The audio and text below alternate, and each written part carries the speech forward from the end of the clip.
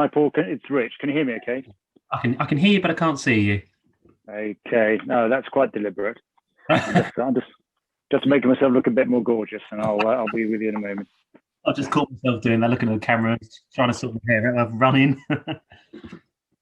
Excellent. Right. Let's have a look. So, trying to start now. How's that working? We have contact. Look at that. Okay, cool. Is that good? How's the lighting, by the way? It's all a bit hit and miss, I'm afraid. It's perfect. Yeah, it's quite all right. Good. Yep, looks good. We can see you in your full glory. Excellent. Let's let everybody in. Yeah, so sorry, Rich, about the late reply. I suddenly remembered, oh God, I didn't reply to the second half of your message, but not at all. So anyway, good to hear you've been flying. We will wing it, literally. Yeah. So are you back to lessons or? Yeah, we're not at sort of full capacity because we're only with the students who want to go into commercials at the moment, those sorts of things, using it for business. So we're probably, I don't know, maybe 50% if that at the moment. It looks like it all sort of kicked off maybe on the 12th of April properly. Right. Well, that's good news. Yeah, that's it. Yeah, it's looking promising. Excellent. So, how many have we got so far? We have got we've got 9, 10 at the moment, including us. Excellent. They did this. They were coming through. They keep appearing. There's some more. It's Tristan and Robbie.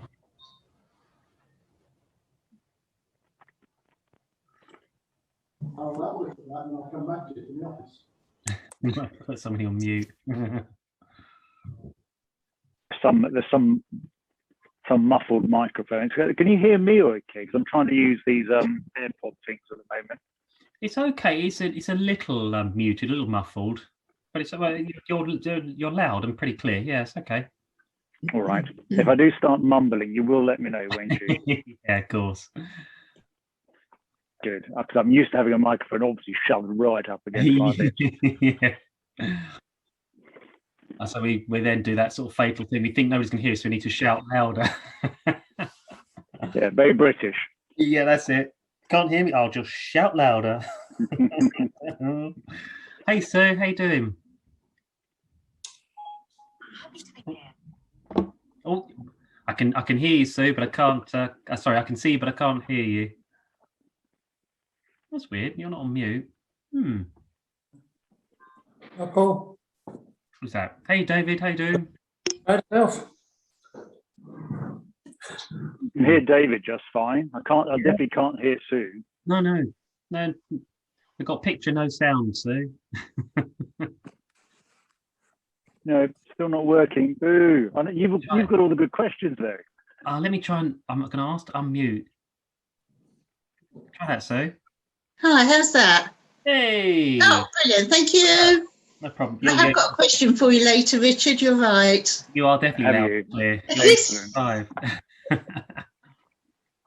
I shall look forward to it. The fact that you've already got one prepared is a little bit worrisome, I must say. It's a leftover from last time. Yes, it's only one. It's just one though, is it, Sue? Not half a dozen? No, only the one. Sue's obviously been pondering over something I said which made no sense whatsoever, and she's finally clicked as to why. Now she's going to have that.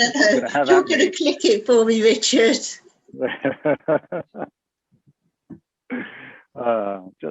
Just remember, I may be a professional, but at heart, I'm just an amateur. I do this because I enjoy it. Yeah. It's good of you to join us again, Rich. It's really, really nice. Yeah, it's really my appreciated. My pleasure. Gives everybody a chance to hear somebody else's voice apart from mine for a change. Well, definitely a different sort of evening. So I think hopefully it'll be interesting and fun. But I won't kick off just yet. Do you want to wait another couple of minutes to see? Yeah, there's usually there'll be a few sort of stragglers. There's some. I know there's some more people to join, so we'll just chit chat for now. That's fine. As we often tell people. All right. Well, listen, while I'm chit chatting, I don't know if any of you know the writer Malcolm Gladwell. he tends to do a lot of books on things like probability and statistics, and but in a very layman manner, which he's produced some really good books. But he's just written one called The Bomber Mafia, and it's all to do with how the United States Air Force, in the run-up and then during the Second World War, developed its bombing strategy, and how it then going about actually delivering that bombing strategy, and what worked and what didn't work. And it's quite a short book, so I've got a preview copy here. It's published on the 27th of April, but I really enjoyed it. So if you're into aviation history and the Second World War and bombers in particular, it's a very compelling comparison, not of the Air Force, of the American Air Force as it was at the time, but actually of two of the key players who were leading the other strike elements. One of whom was General Hayward Hansell, whom I'd never heard of, and the other one was the altogether more famous Curtis LeMay, who was famous, if not downright notorious, for his bombing tactics. So The Bomber Mafia, 27th of April. I have no financial interest in it whatsoever, but a really good, short, enjoyable read, and I would commend it to you. Interesting, thanks, Ray. Thank you. It's one of the privileges of having a friend who works at in a publisher's is that I regularly get huge stacks of pre-publication books, and one of my chief joys is going through them and finding errors, and then pointing them out, by which point it's too late because they're already gone to press. So yeah, slightly mischievous of me, but it keeps me motivated to go through them. Oh, Valley's asking, can you for a link? Post a link with the book? Yeah, that's fab. Or email it to me. That'd be great, and I'll forward it out to everyone if they're interested. Yeah, it's available through Amazon. Although you should support your local bookstore, obviously. And it's called The Bomber Mafia, Malcolm Gladwell. The Bomber Mafia. Yeah. There we go. There are Valley. Oh, who's that? There's Jonathan Reef. Let's let Jonathan in. Ooh, somebody with a helicopter cockpit in the background there. Oh, look at that. Valentin, very nice. Evening, Paul. I don't know. Valley, who's the handsome chap in the video behind you, though? Oh, no. It's you, Paul, isn't it? Not sure. I think somebody who is learning how to fly. Some dodgy pilot. But as an instructor, he's in the wrong seat, surely. I was just collecting the Cadbury from maintenance over at Denham and just about to fly back to Elstree. Oh, I see. And very good. I ran the camera just because I think we wanted just some footage of in flight or whatever, and I just had the camera running. So have you got all the aircraft fitted with a GoPro? Yeah. Is that part of your learning feedback process? We don't, a bit of everything. To be fair, we don't very often refer to it after lessons or sometimes. Sometimes it can be useful just to point certain things out. Originally, it was more a case of Elstree is very noise sensitive around in the local area, and when we first went there, whatever over 8 years ago, the airfield had gone incredibly quiet. And so all the locals were used to it being very quiet, and then suddenly there's always helicopters buzzing around, which was fine. But the problem was any visiting helicopter or anybody else, if they didn't fly in the right place, we would get the blame for it all the time. So it was one of those sort of things I kind of suggested and agreed to with the management that I'd record the footage so that there was just no question about where we'd flown and whether it was us or not. And that's kind of where it stemmed from. Plus, occasionally for teaching. And then when we do things like our trial lessons, they all love the footage and send our students first solo. We give them the footage of it as well, and those sorts of things. So it serves multiple purposes. But yeah, pretty much every time we've got the camera running. No, good, very sensible. I mean, I'm very used to cockpit voice recorders, and of course now we've got full data recorded. I mean, almost every parameter is recorded and measured, and the only thing we don't have is video, oddly enough. Yeah, strange. We have everything else, but no video. And I do recall when they started bringing in voice recorders, cockpit voice recorders, there was a lot of concern that it would inhibit conversation in the cockpit. Of course, it's done nothing of the sort. I mean, you absolutely forget it. Forget it's there, which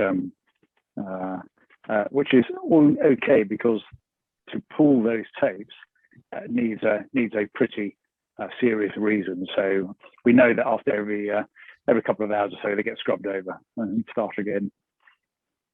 Yes, it's funny. You just forget the camera's there. Within 5 minutes, by the time you've got the aircraft up and running, you're so absorbed in what you're doing, you just completely forget. Yeah. I think we're ready to kick off, I guess, and see if there's any latecomers. They can join in, of course, no problems. All right. Well, it is evening, isn't it? It's a good evening, everyone. Thank you for the invite.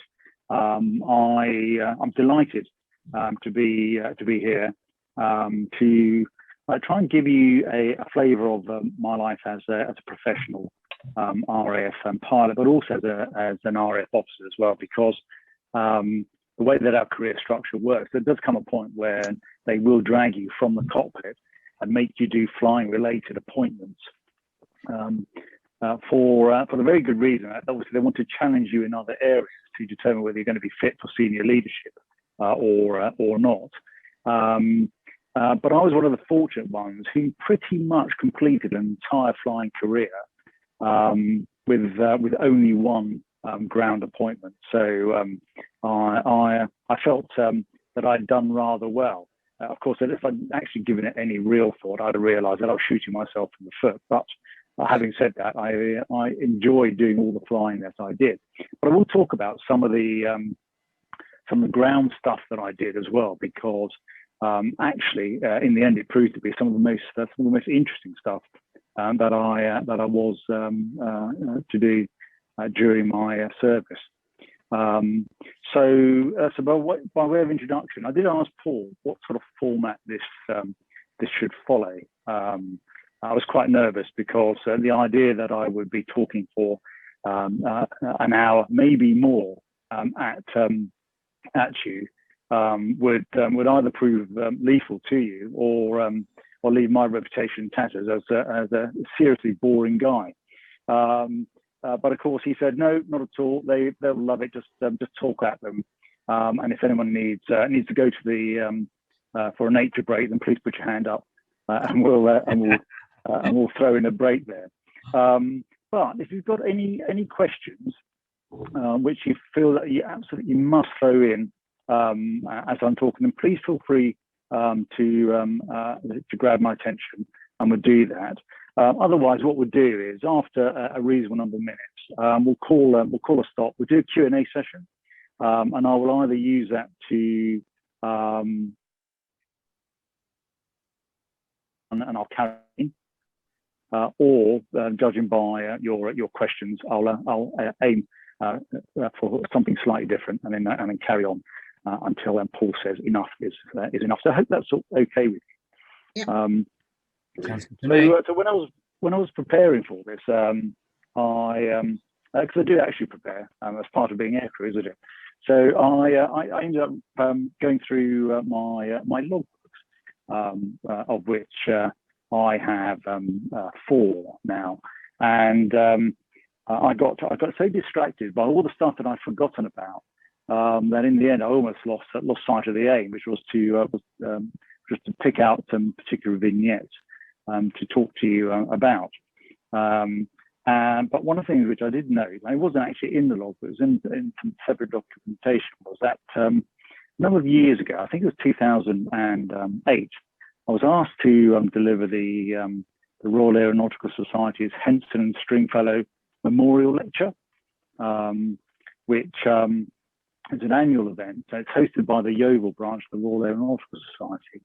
And it's quite a grand affair. It's black tie, over 200 guests, all the great, good, worthy and those who pay enough get to attend. And I must say, pretty nervous. And I phoned the organizer and I said, what do you mean by lecture? I mean, do you actually mean like lecture?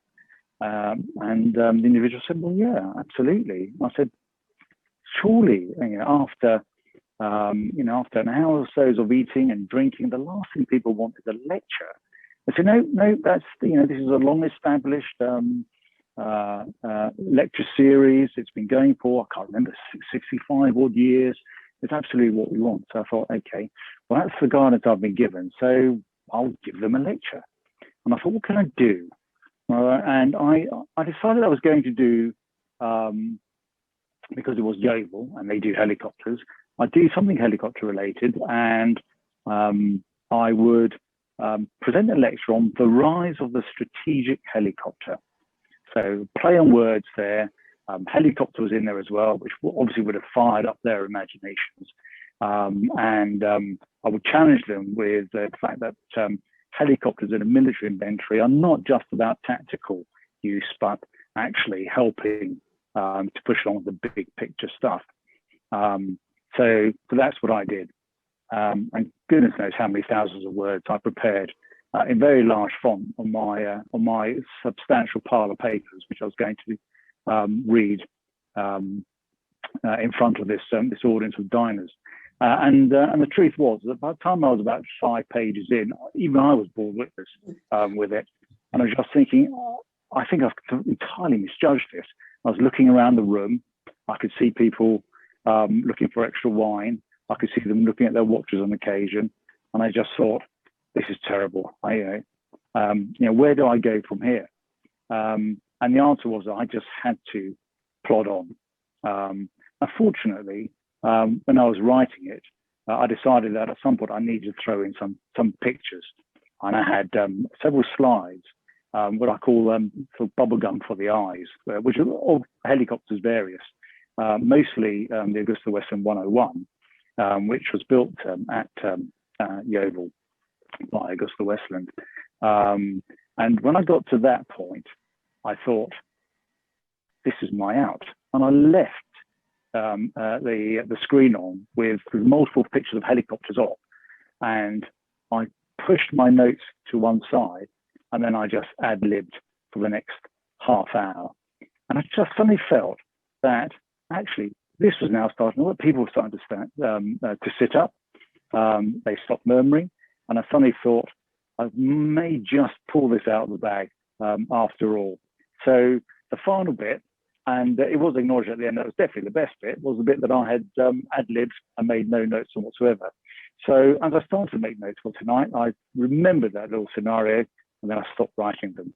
So what I'm going to present to you is not quite a stream of consciousness thing, but I didn't want to use a script, be prescriptive as a consequence, and then risk just boring everyone. So what I'm going to do is I'm going to give you a brief background of where I'm at in terms of aviation, what I've done, and a little bit of where I've been. And then we'll look at some vignettes, some aviation vignettes that I've done. And I've written some small articles which are available through, I think, LinkedIn and WordPress.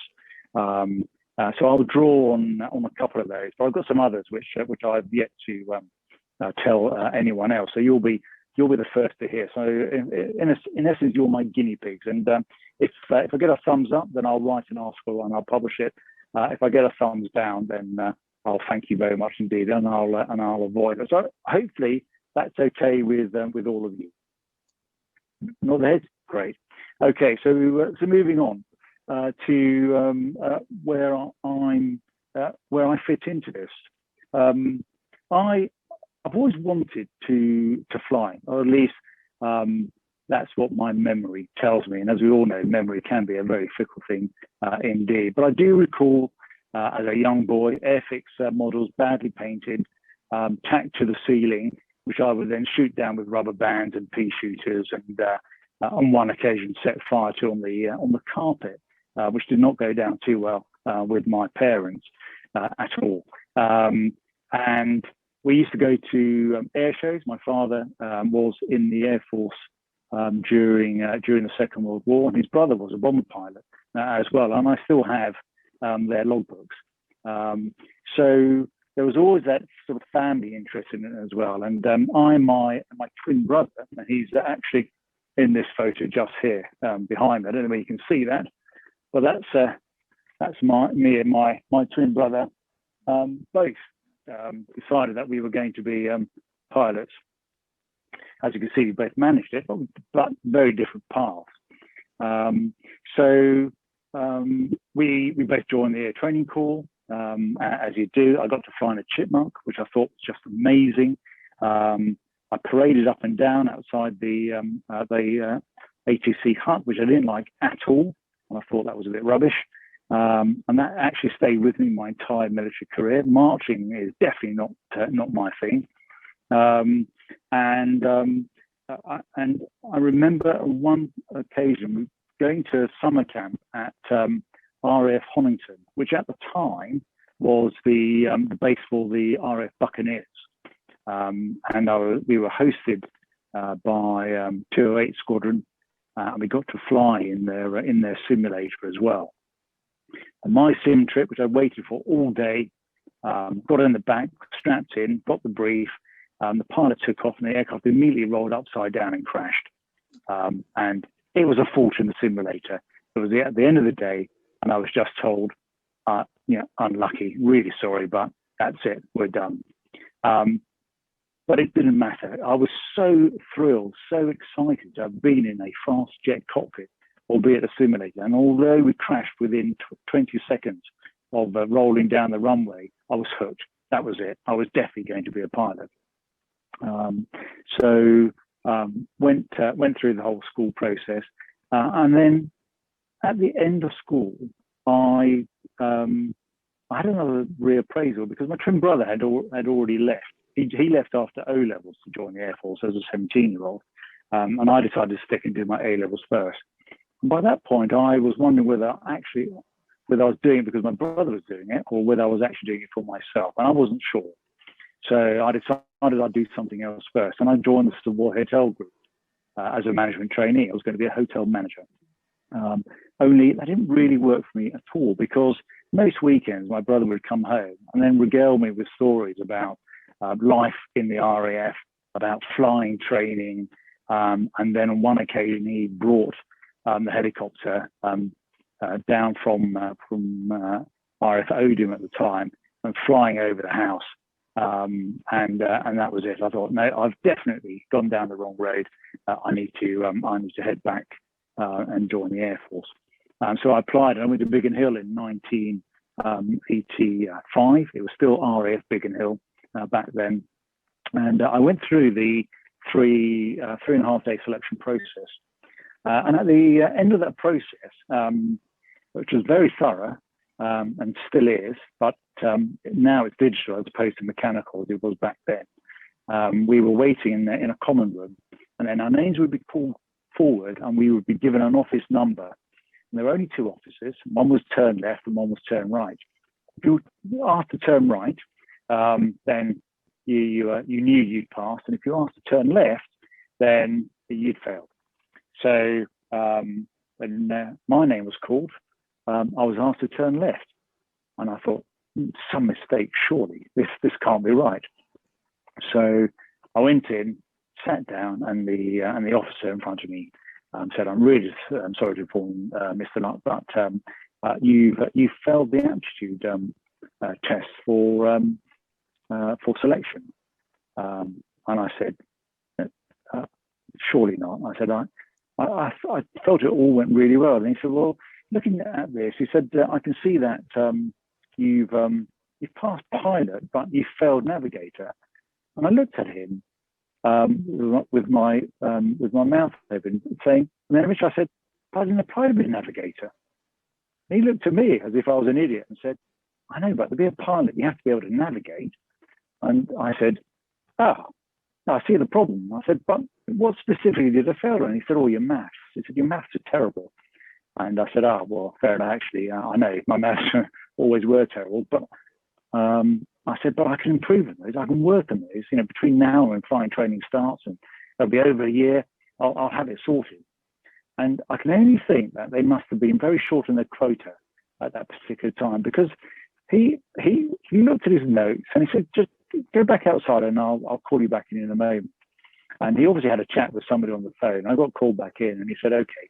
He said, we'll take a risk and we'll put you forward. I can remember my relief walking out. And anything I can't do is remember that individual's name, because I certainly owe him a bottle of whiskey now for taking a punt and letting me go through. Having said that, I have always struggled with the mental arithmetic in aviation ever since, despite working very hard at improving that. And I'm just very grateful for all the modern bits of kit that we have now that make that side of aviation so much simpler. Anyway, so that's a long intro. Bottom line is, I then went to flying training. I started with Flight Selection Squadron, which was at RAF Swinderby, up in Lincolnshire, where we flew the Chipmunk 2 Mark 10s, which I just thought were glorious. I mean, they were ancient. They were started with a cartridge of a type which you would find in a shotgun, but obviously without the pellets. And we loved it, and I thoroughly enjoyed the course on that one. And I remember on our solo day, it all went pretty well, apart from one student who, as he landed, he bounced very, very hard indeed, and shot back up into the air, and then applied full power, went around again. Only as he was going around, we could see fuel streaming out from underneath the wing. And what he'd done was he'd hit so hard that the undercarriage had punched up through the bottom of the wings, and he punctured the fuel tanks. But he went round. Air traffic decided not to tell him that, because they didn't want him to panic, the first ever solo for this particular student. He came round, and on landing, again, because the undercarriage was now bent, he managed to ground loop down the runway.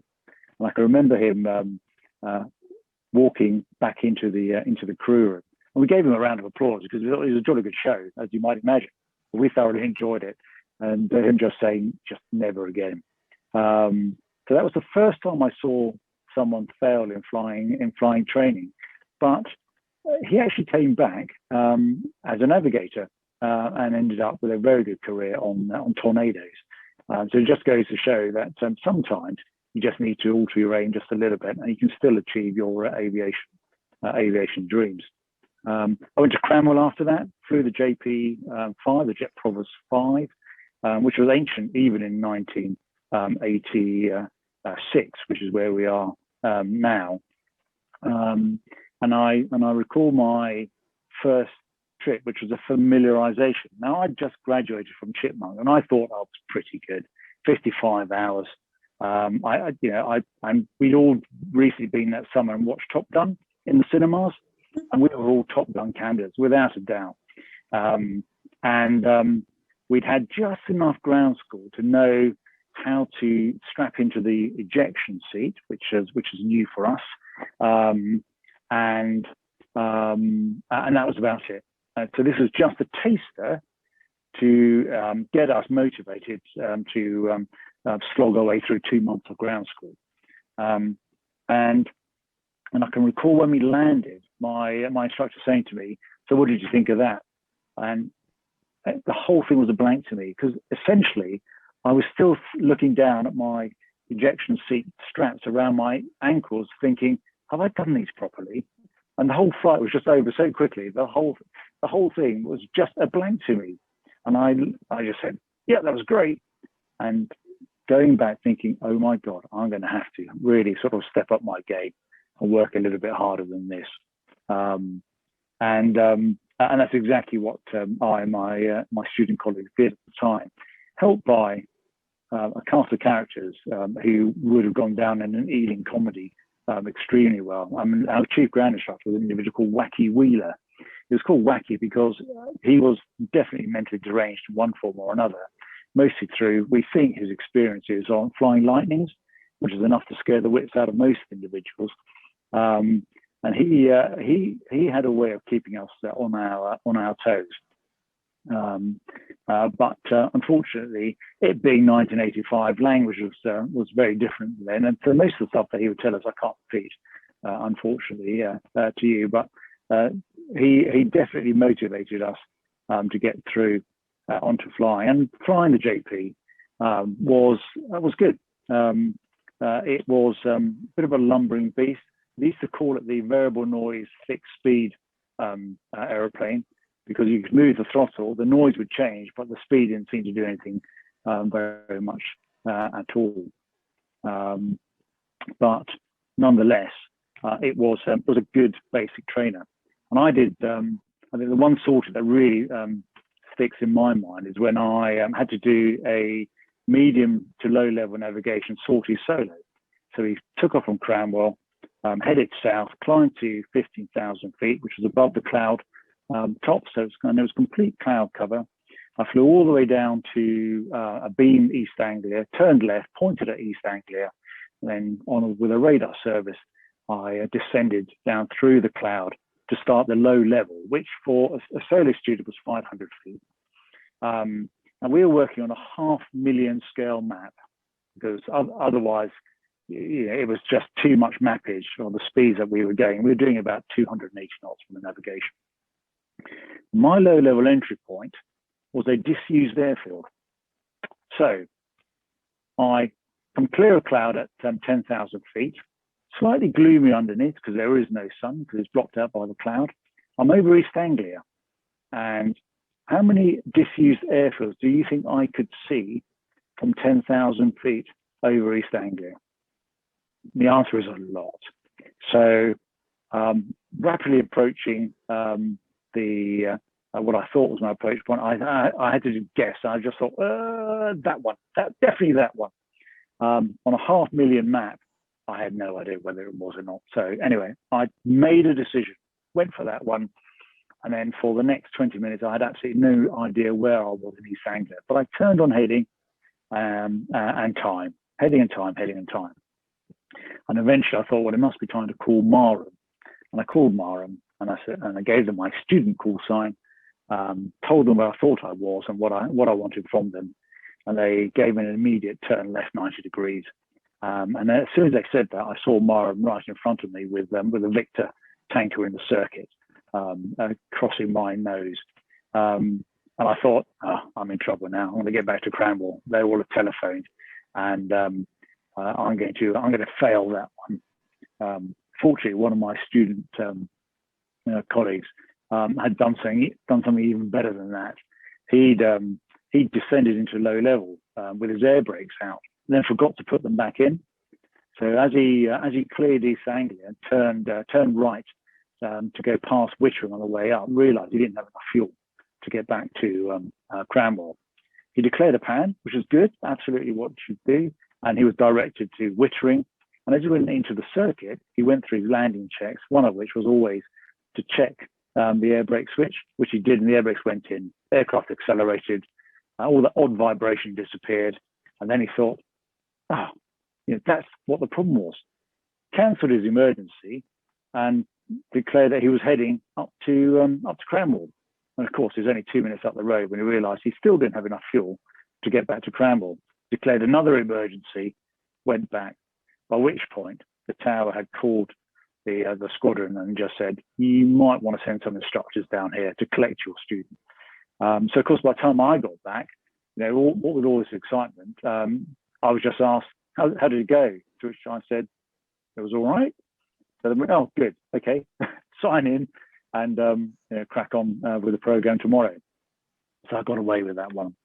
So that was basic flying training. But at the end of it, I think I'd come to the realization that fast jets and I just weren't going to get along particularly well. I was only ever just ahead of the aircraft, quite frankly, especially when we started doing the navigation at 360 knots, knowing that when I got to Valley, we'd have been doing it at 480 and faster for the higher speed and high level navigation. So when we were taken into the room to be told, congratulations, you've all passed the course, you're all going to Valley, the boss said, but unfortunately, I do need a volunteer to go helicopters. And at which point my hand went up so fast, I think it nearly broke the sound barrier. And everyone looked at me and just said, you do realise the boss just said he needs someone to go helicopters. You put your hand up. I said, yep. And I could just sense everyone just moving away from me because clearly I had some sort of contagion, and they might catch it. It was quite frankly, it was the best decision I'd actually made on the spur of the moment, but it was the right decision. So I went up to Shawbury, learned to fly helicopters on the Gazelle initially, and then on the Wessex, which was an extraordinary beast. I mean, you literally had to climb up the outside of it, in through a small window, in order to get into the cockpit and fly it. But having said that, I loved the challenge of it.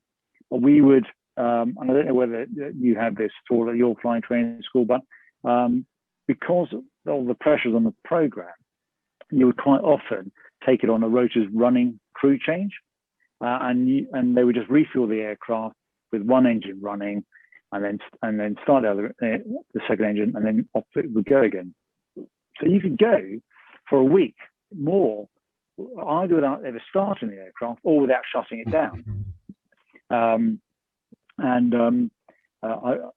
on one occasion, we were taxiing in, we were going to do a port engine out refuel to hand it on to the next instructor and student, and the message came in, no, order cancelled, you're for shutdown. And it had been at least a week since I'd done the shutdown, and I sat there and thought, I can't remember how to do it. And now bear in mind, I'm a student at a flying training school, and I'm quite a long way into flying training. And my instructor looked at me and he said, "Go on then, we'll shut that." And I said, "I can't remember where to start." And he knew the score. He said, "All right." He said, "Just this once, get your FRCs out, your flight reference cards, but don't let this happen again." And so I did my shutdown in accordance with the flight reference cards. I think personally, I think is what they're there for. So that was another lesson learned. You know, never let your checks fade just because you haven't used them recently. And the same goes for emergencies in particular. Can you imagine if I'd had an emergency and I just couldn't remember because I'd not had an emergency in a while? I mean, that plainly would be ridiculous, wouldn't it? So anyway, so I got through that, and I ended up on the Chinook OCU at RAF Odium, and I live in Odium today, and I got here in 1989, and that was the Chinook Mark 1 back then. That was quite a change of pace and scale, as you can imagine. So I thought the Wessex was big, but the Chinook from tip to tip is 100 feet long, and the actual fuselage itself is over 50 feet long. And back then, operating up to 22.7 metric tons. So it's a big helicopter, and you could do an awful lot with it. And it took a lot of learning. Not so much to fly, but to operate. So the course was structured to get you to learn how to fly it first, and then the biggest chunk of the course was how to operate the aircraft, and it was challenging. I failed my mid-course check twice, and I failed my end-of-course check once. And I was considered one of the dangerous brothers, with another chap called Peter Dare, a lovely Irishman, who ironically has been for quite some time the chief training pilot for an airline. So clearly we were just having youth type problems at the time. We weren't concentrating on the main thing at hand. We were having far too much fun doing other stuff as well. But it was a salutary lesson in application. And eventually we both got through, but not before dropping several clangers. So, for example, one of which was our instructor, a chap called Andy Strachan, who was eventually to become the chief test pilot for the Westland. He, lovely bloke, and an amazingly talented pilot and instructor. And he'd set up a sortie for us, which started with departing RF Odium, turning right for the northern departure gate, which is all of 4 miles away. And then once it got beyond the gate, he said, right, I've got a retask for you. So he gave me and Pete this task. He's in the jump seat, we're in the front. Within minutes, we were utterly lost. And he said, okay, you're lost. So what do you do when you're lost? So we thought, okay, so put in effect the lost procedure. So, look at the ground, find it on the map, go to it, fix your nav kit. And the nav kit was a very old-fashioned Doppler system. So you had to drag the Doppler back to where you were. And we weren't sufficiently familiar with that. So we made a complete hash of it. And after about 20 minutes, he just said, right, that's it. Take me back to Odium. We both turned around and looked at him in the jump seat. And he clearly thought, he said, turn left, heading 175. We were about 6 miles from base. That's how lost we were. So I think the assessments were reasonable, but we didn't lose heart. We carried on working hard, and we both eventually graduated, and we went to 7 Squadron. And it was really odd because when we went out of the high pressure learning environment onto the squadron environment, things just changed dramatically. And suddenly, instead of feeling constantly pressured, constantly worried, we were able to relax a bit, and just that little bit of just stepping back from the cold face and being able to see more sort of kind of big picture stuff just enabled us to relax that bit, and suddenly things started to click and make sense, and we both did all right. So Peter Dare, he left the RAF about 5 years later, but I stuck with it. But we had an awful lot of fun. But 7 Squadron was interesting because we started on it before NVGs, before GPS, before clever radios with agile frequency hopping or crypto locks on them. It really was basic stuff. But we were there for that transition to NVG, to GPS, to clever radios. So having thought that we'd mastered the task, you kept having something new to learn, something new to concentrate on. And then the realization that you could never possibly learn everything, and that the moment you became complacent was when you were going to embarrass yourself at best, or hurt yourself or others at worst. So it was quite an interesting journey. I'm trying to think now with respect to vignettes from Chinook. When I did Northern Ireland, I did near in terms of operations, but we also did a lot of training exercises all across Europe, because of course we had the British Army Rhine back then, and Chinook was the Army's main logistical resupply helicopter. We also did air mobile brigade movements, which was all Chinook. So we spent a lot of time in Europe, a lot of time going across Europe to places like Gibraltar, Malta, Cyprus. I mean, it was a really exciting time. And we went to Norway a lot as well, because we had a role defending the northern flank at the time. So that was supporting the Royal Marines. And we did quite a bit of training in Africa too. So you can imagine, tremendously exciting and varied. So one of the things which I remember in particular was I was operating in Northern Ireland, and we used to do 2 months on and then come back, and then you could probably go back twice a year, or at least once a year, as pilots would rotate through the squadron, because our squadron wasn't permanently based in Ireland, unlike others. So you get a lot of flying there, and the flying rate would be much higher than back in the UK. So you get tired. Only most of the time you wouldn't realise you were tired. And on one night, I remember we did not have MVGs at this point. We were coming back up from South Omar, which was not particularly a nice place to be. So we were keen to get back to Aldergrove, and we were late, and it was getting dark, and it was raining, and the cloud was coming down. We were forced lower and lower and lower, and by now it was proper dark. So we knew off our maps what the height of the ground was, and therefore we were just adding 500 feet or so above. But we were being forced down by the weather, and we couldn't go up because Aldergrove at the time wasn't accepting helicopters as IFR, so it had to be a VFR arrival.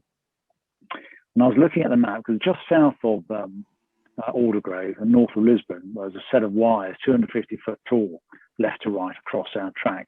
We knew they were there, they were on the map, and I was staring at this map, trying to peer through the windscreen in the pouring rain, and commentating to the crew, right, I think we're approaching the wire. That road looks like the one on this map, so in about a mile's time, I think we're going to have the wire, so we need to make sure we're at least 400 feet AMSL, which will put us over the top of those.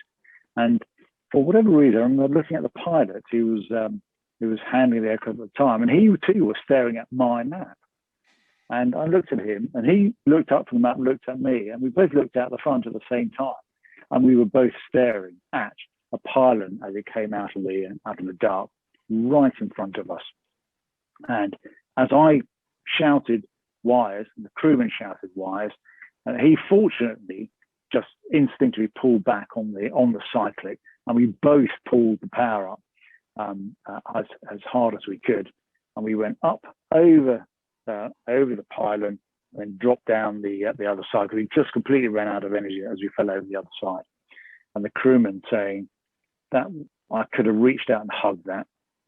So as you can imagine, it was quite a chastened trip back to Aldergrove. Thankfully, nothing else happened on the way. But again, another lucky escape, another strong reminder that when you have a crew and you allocate responsibilities, you've got to stick to them, because the handling pilot, is there to fly the aircraft and look out the window and avoid obstructions. The non-handling pilot is there to assist with navigation, radios, and all the rest of it. And that broke down, and it nearly cost us quite dearly. So that was definitely quite exciting. It was the same pilot who then went on a couple of years later to try and lift a Chinook out of the Irish bogs just south of Aldergrove. It had an engine problem. It had to land, and it sank up to its belly in Irish bog. And the only way we could get it out was by another Chinook lifting it, and we could do that back then because the Chinooks are a little bit lighter than they are now. Only on the day, the wind was blowing from the wrong direction. And what do I mean by that? The load scheme for picking up a Chinook had the aircraft orientated, but one above the other, but nose to nose, tail to tail. So as you picked it up, you would fly forward with both cockpits going forward. But on the day, the wind was so strong from the wrong direction, i.e. 180 out, that the aircraft captain didn't feel that he could try and pick it up because it was downwind and he wouldn't have sufficient power. So he decided that he was going to use, or rather not use, the load scheme, which was approved by trial, and all those trials are process and error, and they come up with the safest possible.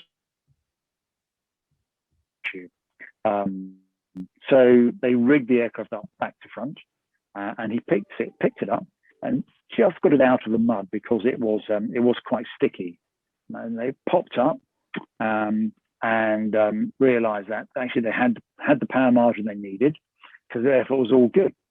So they transitioned. So bear in mind now, you've got the aircraft on top doing the lifting, they're pointing in that direction, and then the aircraft being lifted underneath pointing in the wrong direction. So the aircraft underneath has its tail and its rear pylon, which is very large, into the wind. So guess what that is going to start to do as soon as you start building up any sort of wind speed on it? Of course, it's going to start to fishtail, and that fin is so big. As soon as the wind kept going on one side, it started blowing. So this Chinook underneath started to do very large swings and oscillations, which the aircraft captain who was doing the lift was barely able to control, and they had to bring the aircraft back slowly to just the slowest of hover taxis, and then do hover taxi another Chinook all the way to Aldergrove, which is about 10 miles north. So tactically, not particularly sound. And with hindsight, when you have a procedure that says this is the way you must do it, if you're going to go against it, you better have thought it through very, very carefully, because the risks might not be obvious, but somebody somewhere along the line has discovered those already and determined that it's not safe to do it. So a bit another salutary lesson there. But that then brings me on to all sorts of other things. And again, so many stories, it's hard to know which ones to go into. But I'll talk about Norway, and this is me making a mess of things. So we used to go to Norway to learn how to fly in Arctic conditions. As I say, the Royal Marines were expected to fight them, we were expected to support them. So we would learn how to do snow landings by day, by night, in the mountains, in the valleys, and that would also include undersung loads. Now, unsurprisingly, the weather in Norway could be pretty bad, and the temperatures were always very low because it was winter, and that's when we were there learning how to winter fly. Now the Chinook did have an ice clearance. It was limited. It was down to -5 in icing, but it was light icing, and you were to avoid it if at all possible. And I was aircraft captain, and I had a task to move one of the Royal Marines tracked vehicles called a BV. I'm just trying to remember what the class number, BV-206, I think it is, not the helicopter, but the Royal Marine tracked vehicle. I and my crew, we picked it up, and we set off up a valley. And unsurprisingly, the weather started to get worse. We trained for it, we'd expected it. And we were doing all the right things. We were saying the right things, keeping an eye behind us at the back door, as we called it, making sure that the weather wasn't clamping in behind us, so we always had an escape option, making sure that we could still see markers, making sure that we were aware where Ys were. But the one thing that caught us out on this one particular occasion was that as the trees petered out and the rocks disappeared, you just had white mountainside in the valley. And what we hadn't noted was that the cloud color perfectly matched the mountain tops, and they blended in. And as we were going up the mountainside, talking, quite happy, suddenly we were in a bowl of milk, and we could see absolutely nothing. Now the question was, was that white cloud? And the only thing we could do was execute an emergency climb and get above the high ground. Now we were in 5,500 foot mountains at this point. So if you think about safety, altitude, and the calculations you do for that, and technically we should have gone to at least 10,000, but we were never going to achieve that because of the temperatures. We were in icing, and we're in icing with a Chinook with an undersung load, which weighs about 5 tons. We don't want to drop that anywhere when we can't see where it's going. so we had to hang on to onto the load. And at this point, I was quite worried, I must say. Ice was building up very, very quickly. We didn't have fuel to get to the nearest airport, and I'd never done an instrument approach with an underslung load underneath either, so I wasn't quite sure how that would have worked out. So the best thing that we could do was remember where we last saw a gap in the clouds, and plot it on a map, and then head for that, which is what we did. And fortunately, that gap was still there. We found it, and then we ended up descending in a spiral down through this gap back into the valleys underneath. We got away with it. But it just brought home to me at the time just how quickly things can suddenly go from everything's okay to everything is most definitely not okay. But the question is, how are you going to react? What are you going to do? How do you think your way out of the problem? How do you use the crew to help solve the issue? And above all, remain calm. Keep calm and come up with a plan. And that worked extremely well. And the thing was is that having done that accidentally, when it happened to me twice more in my career, and both times on Chinook, I was able to actually go back to that experience, and then instead of being caught up by surprise, actually premeditate it. So we were in the Pyrenees in their formation. The weather was clamping in. Only this time we knew what was coming. So we pre-organized the IMC abort, and we flew that, and that worked out fine. And another time I was in Bosnia, and again trying to get through to Banja Luka, no fuel to go anywhere else, and the only way we could get in was by descending through a gap in the clouds into the valley below. Now this was at night on this particular occasion on NVGs, but we did have GPS, so the situation was a little bit better as much as we could accurately locate where we were as we were descending. So I learned from a mistake, which I was then able to build on and make it part of my tool set, if that makes any sense. Now I wouldn't recommend IMC aborting as a two-ship in a French valley. I wouldn't recommend descending through a gap in the clouds at night in the Bosnian mountains. But if you've mentally prepared for it, if you've drawn from experience, whether it's your own, whether it's from the experience of others, and this is where, as aviators, it's really important that we talk to each other, we learn from each other's experiences. Actually, that builds your own tool set, so that if you come to the point where you find yourself in one of these situations, what you'll find is that you'll be much calmer, and you can sit back and think, I might not have the solution, but I've got a solution which I can build on to help me out. And it can be from a simple problem to a major problem. So I offer that to you, learning from error, but best to learn from the errors of others. It can be done in the crew room, but reading as widely as possible. But if you haven't done already, then if you go to the Aircraft Accident Investigation Board website, you can look up aircraft accidents and read the full reports, and they are fascinating. Now, they're not all fatal. A lot of them are, most of them are non-fatal, but they go into great detail as to what went wrong, why it went wrong, and where the deficiencies were.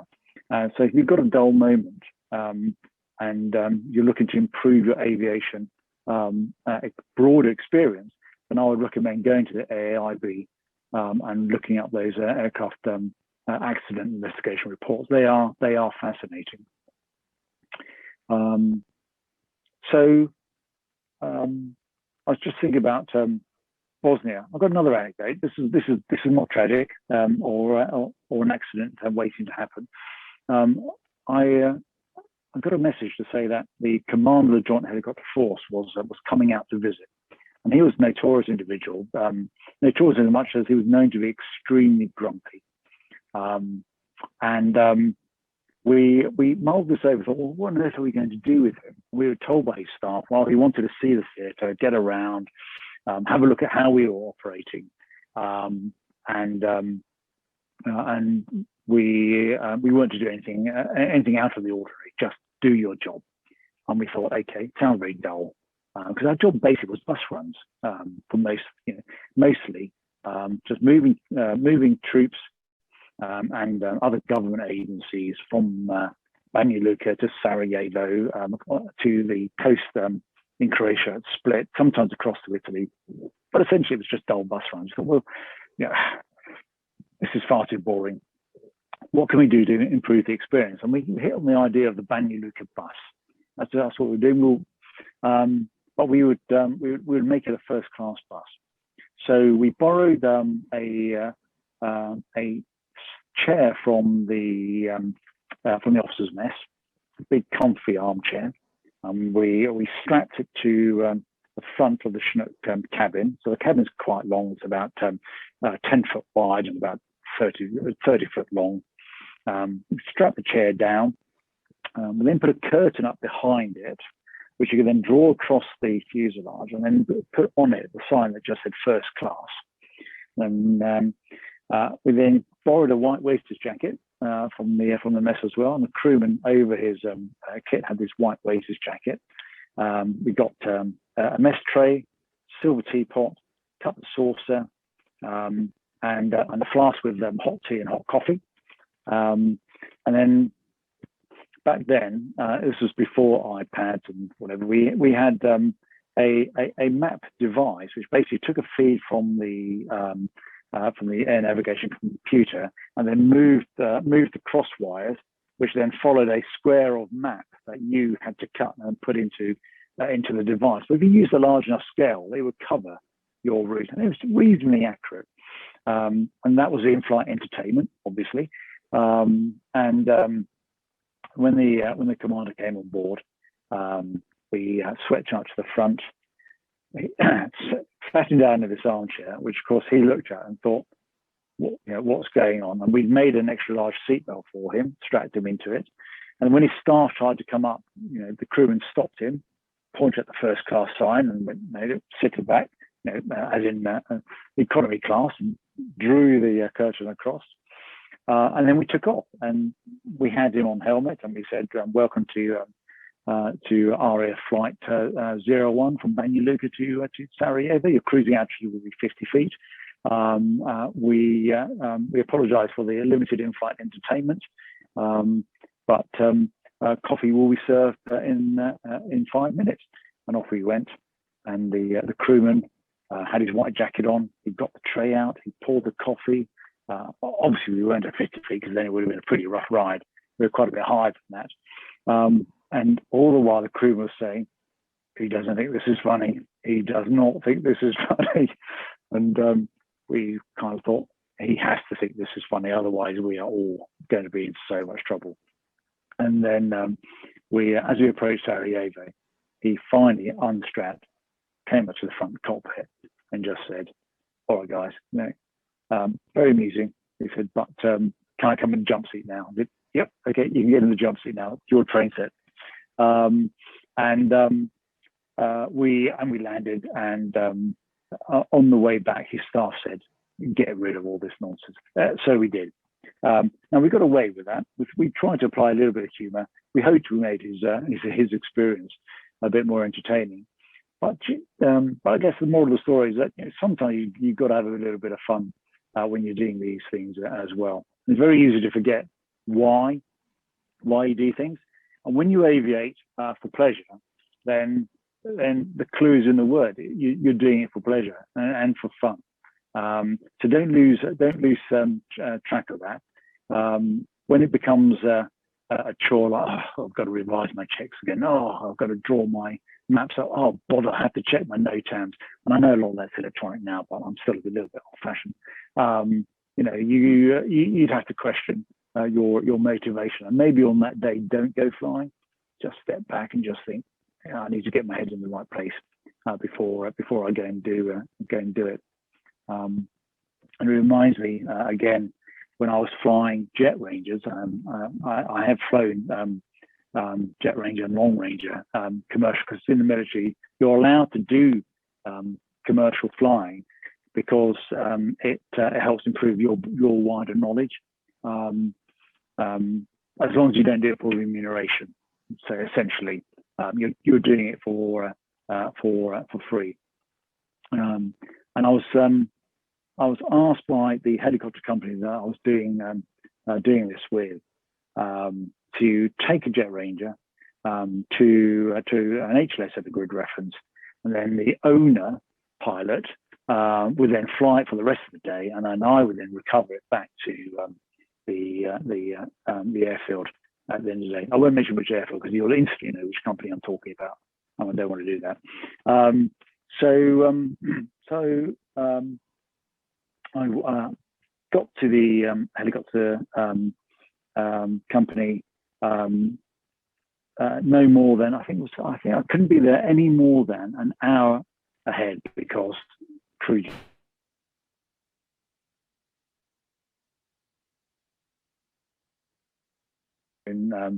do my own flight planning, do my own NOTAMs, get my own helicopter out. This is outrageous. I'm a military pilot. People do that for me. I had to fuel it. I had to do the pre-flight, and then go off in this Jet Ranger. And all Jet Rangers aren't alike, are they? I mean, everyone seems to be different for some peculiar reason. So I got this, and I sat in this Jet Ranger, and I thought, I can't get the electrics on. How do I get the electrics on? I've got no idea. And in the end, I sat there and I thought, all right, let's start from first. There's a button, push it. So I sat there, just pushing everything that I could find. And then eventually there was one switch unmarked, and I pressed it, and the electrics all came on. The radius came to life, air traffic shouting at me because I started the blades, and the engine, the blades turning, because I was now late for departure. And this owner had requested an electric cutter switch. He wanted an electric cutter switch. And of course, it's not in a manual. I wasn't briefed on it, and eventually I found it. So I apologised to air traffic for starting without clearance, and off I went.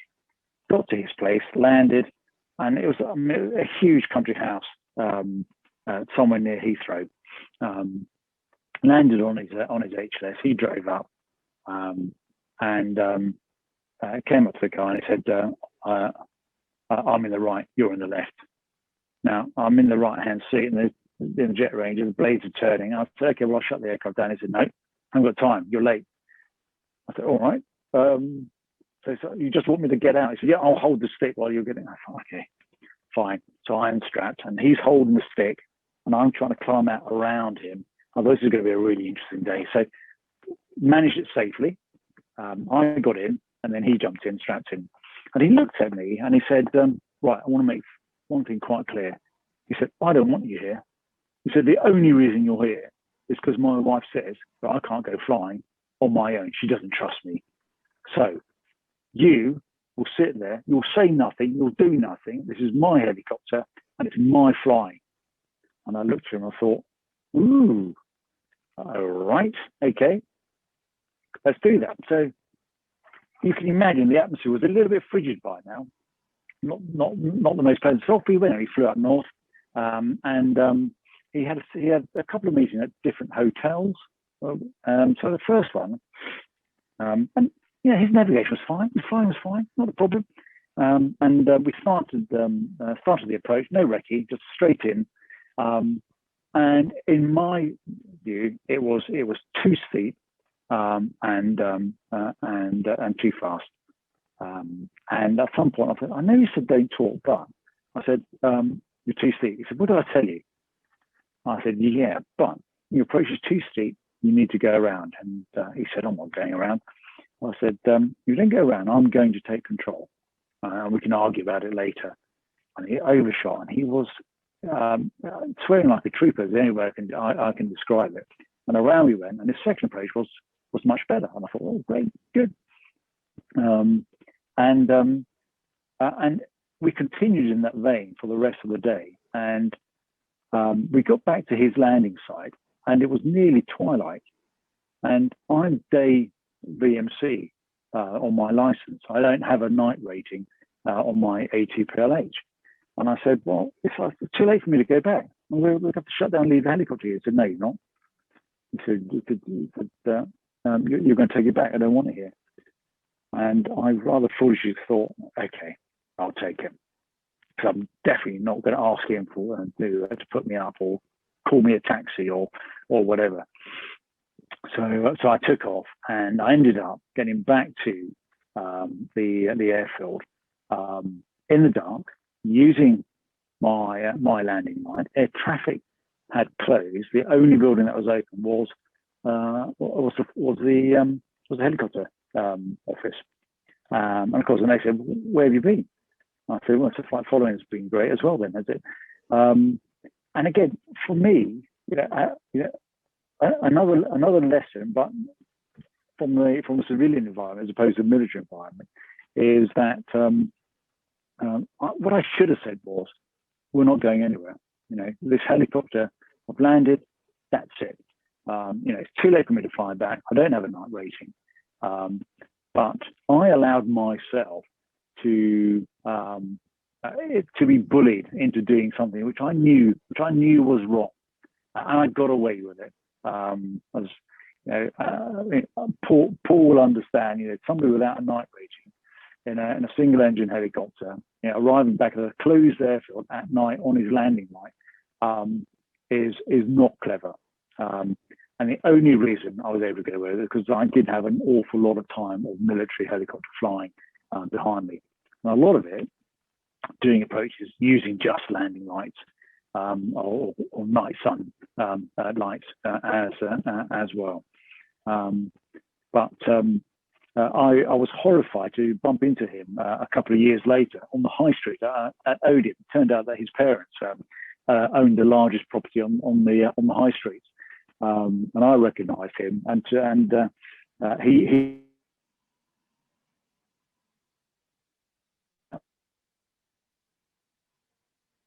I had interest in having another conversation with him. So that was interesting. My time on Jet Rangers was limited. I'm never sure about the teetering head. I'm not. I like the articulated rotor head much more. So I wasn't sorry when I allowed my ATPLH to lapse. I don't think I ever had the temperament to be a commercial. Anyway, I digressed somewhat with that. Anyway, I've been going for a while now. So the question to you is this the sort of thing you're expecting? Would you like to have a Q&A session now? Is there any questions you'd particularly like to ask? Is there anything you would like me to talk about based on either what I've said or what you're particularly interested in? And I'm happy to go anywhere in aviation. Or would you like to just take a short admin break and then I'll come back and we'll start doing more of the same? Over to you. Yeah. Thanks, Rich. I was going to ask you, how much sort of, if you will, kind of civilian flying have you done as opposed to the military side of it, the RAF?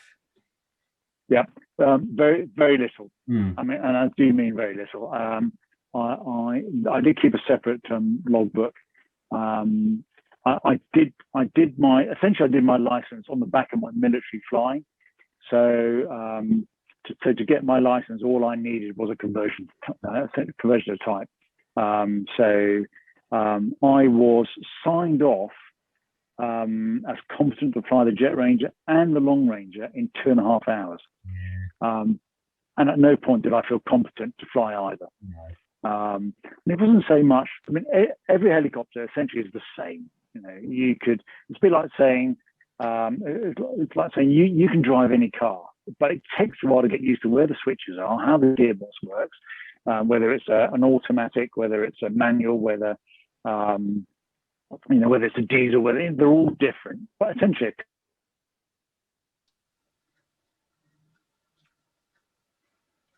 we lost him again. and as I said to you earlier, I couldn't quite get my head around having no support in getting the aircraft out, getting them ready, putting them back to bed. And it gave me an idea for what my poor Army Air Corps colleagues had to go through, because of course they, as pilots, had to do all of that because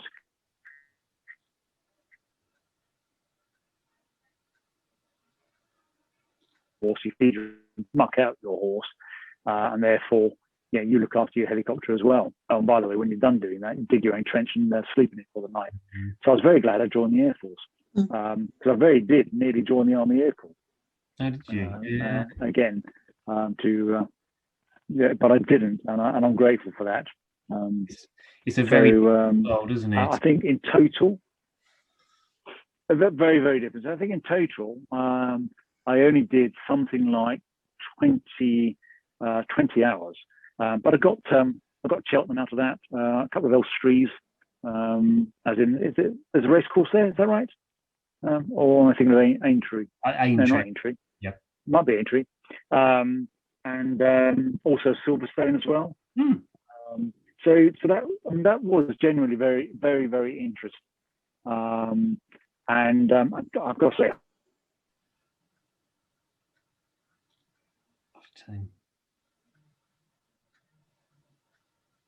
and when you're flying a helicopter, which I'm not totally familiar with, I'm not totally happy with, it's quite challenging. You keep cutting out every now and then. You just cut out just at that crucial moment. You're just about Silverstone, I think, which is really challenging.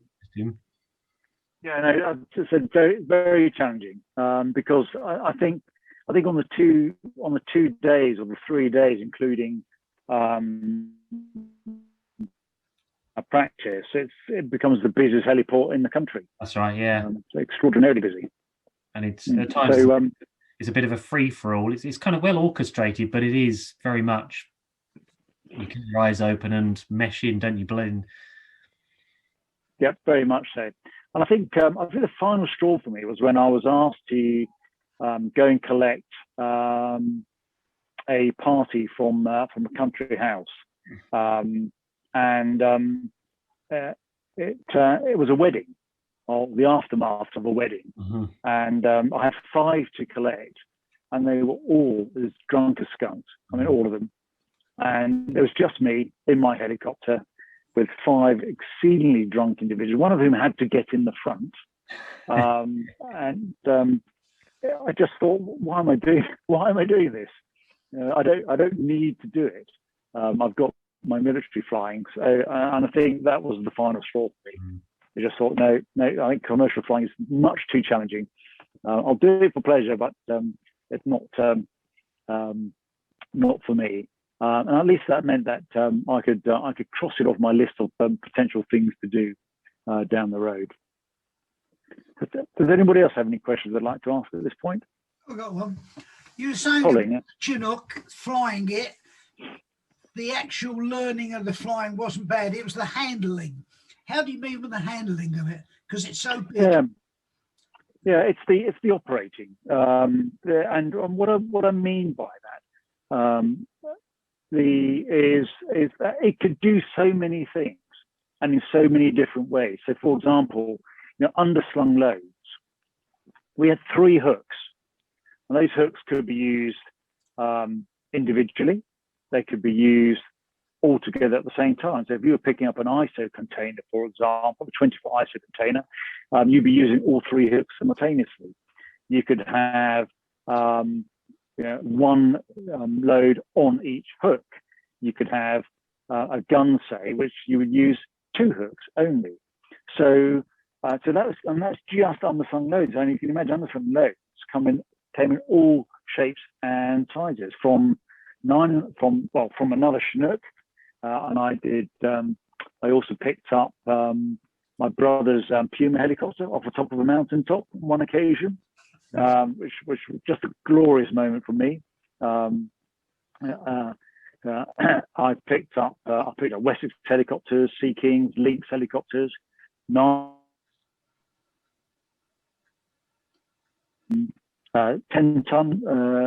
an 8-ton artillery piece, smaller artillery pieces, articulated vehicles, I mean, all sorts. And that's just underslung loads. So now, looking at trooping, all sorts of trooping variations.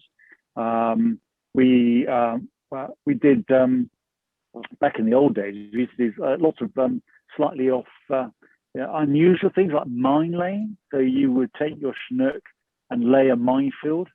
So we had a contraption that essentially allowed soldiers in the back. So you'd have a pallet at the front of the cabin full of bar mines, and they would then be shuffled down the aircraft, soldier to soldier, and then dropped into a chute. And there were 2 chutes, both angled out from the ramp. So you can drop bar mines down 2 chutes simultaneously. So you would hover at 5 feet, 2 feet along the field at a walking pace, while soldiers would pass these bar mines from the front down the back, set the fuse, put them into the tubes, roll them out, and you would go up and down the field laying a minefield out. I mean, what could possibly go wrong? I mean, if you had an engine failure, you were only going down because these things are heavy. You're making a bar mine live, so there's always a risk that of inadvertent detonation, a risk. But you were doing it, theoretically in a battle context. So if you were doing it for real, people might be shooting at you. So you could set these things off. There's another occasion when we were doing an air mobile exercise, and the artillery troop commander decided that he needed to try a new way of getting guns to bear on the enemy, much more quickly than the way we were doing it. And the way we were doing it, of course, was to undersling the gun to the gun line, and they would then have to move the gun, position it in the right direction, and fire the round. This could be a slow business. So he decided that what he wanted to try was to put the gun in the back of the Chinook, and then you would land the Chinook pointing in the right direction, and then roll the gun out a little bit, and then fire the gun out the back of the aircraft. So we sort of said, well, what about overpressure? Oh, that's not a problem. Just pop all the windows, open all the doors, and keep your mouth open and wiggle your ears, and the overpressure wouldn't be a problem. Well, yeah, I don't think that was right. And what about the shock of the gun being fired? I don't know if you've ever seen an artillery piece being fired, but the recoil is pretty phenomenal. Yes. And he wouldn't take no for an answer. So we had to at least try and put this gun in and run through the drill, but we certainly didn't let him fire it from within the aircraft. That was definitely considered a bad idea, because it didn't matter what we did, we could never land accurately enough to have the gun pointing in the right way. I mean, our compass was at best a degree by degree, and they're working in radians. You know, they need to be far more accurate than that. So that fortunately killed off that idea. And then, Colin, we'd had to do things like static parachuting for troops, free fall parachuting for troops, and then to the list of tasks went on and on. So you could easily spend more than a year getting to do all the things that the Chinook can do at least once, so that you can be ticked as having done it. And by the end of all of that, then you would be considered for as combat ready. And it was fascinating because people were always coming up with new things to do with the Chinook as well, especially the special forces community. And they were always coming up with wacky new ideas, which they would then go out and try, and mostly successfully, and put into effect. So that's what I mean by it was tough learning to operate it. On the handling side, you're right. I mean, a big helicopter. I mean, 100 foot from tip to tip,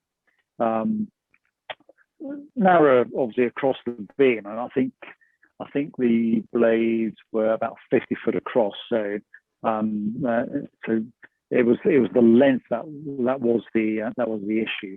And the rear blades were, I think, flying at about 22 feet above ground. The front blades could come down to about 4 feet, depending on the cyclic position. And then the characteristics of a tandem helicopter are quite unusual, especially unstabilized. And we had to practice flying unstabilized quite a bit, because it's only in recent years that the Chinooks have gone to a digital autopilot, which is a lot more reliable than the old autopilots that we used to have. So handling and operating. Were they old Collins or sort of avionics and autopilots? I seem to remember. Do you know what? I couldn't tell you. I cannot remember. Chinook seem like so long ago now, and they are. I think I last flew a Chinook in 2003 when I was on the, by which point I was on the operational evaluation unit, and that was a great tour, because I actually got to be current and flying the by then the Chinook Mark II, and I was also flying and the Gazelle as well. So I was trying to keep current on them. Three types, but several variants within that. We had 4 variants of Gazelle, for example, which were almost the same, but not quite. And that was a glorious 2 years. I think it was during that time that we did the Chinook Night Enhancement Program. So within 6 months, we added to the Chinook a Flt turret, the display MVG, so the display that goes over the MVG, so you get the flight instruments displayed in your eyes at the same time. We added new miniguns. We added a new EGI with a new navigation computer, new radios, an oxygen system, and all of that flash to bang in 6 months, including training the crews to operate all of that new kit. So I think that was the most fun I've had in a short space of time. And that was in reaction to an urgent operational requirement from Special Forces who'd been in Afghanistan in 2002 now for about a couple of months, and realised that the aircraft, as it was equipped, wasn't adequate. And bear in mind that then, essentially, they're flying the same aircraft that they'd flown in the Gulf War in 1991, so 11 years earlier. There'd been virtually no additions to the aircraft in that time. So everything that they'd been asking for 11 years, they got in 6 months because the situation called for it. So that was great fun. It's a lot to learn in a short space of time, isn't it? Yeah, I mean, yes, but as I said, that's when I did a seeking course because I had responsibility for Chinook trials, but also seeking trials, and I'd never flown the aircraft before, so I was fortunate enough to get a course in each one. Day VMC only. Thankfully, I didn't have to do the night stuff as well, because our trials were pretty much mostly by day. And if it was at night, then we would borrow a seeking pilot from one of the squadrons to do that instead. So that was quite interesting.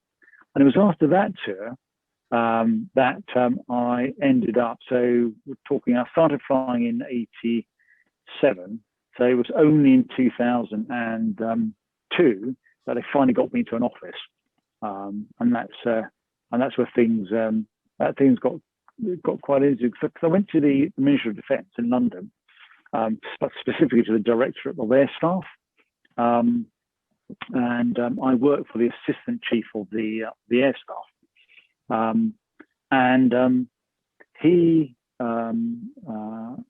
needed at the time somebody to look after airspace, and I thought, well, that's a bit odd because I'm a helicopter pilot. What do I know about airspace? Not much. And then it got worse because he wanted me specifically to look after airspace, anything Flight Level 245. And what Flight Level 245 and above, so air corridors, CTR, CTZ, and I really was absolutely out of my depth at this point. I mean, I just knew nothing about it, and the answer was, well, you better learn quickly, and it was terrifying, quite frankly. So I was the MOD's appointed expert, working with the CAA, working with NATS, working with the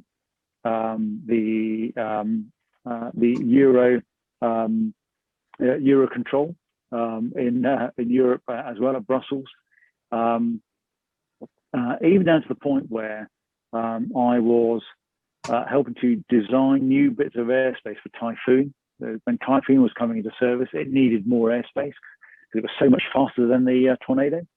I had to help design new corridors coming out of places like Bristol, Southampton, renegotiate the airspace over East Anglia because the airlines wanted more. They wanted to fly through the wash, danger areas, and not be restricted.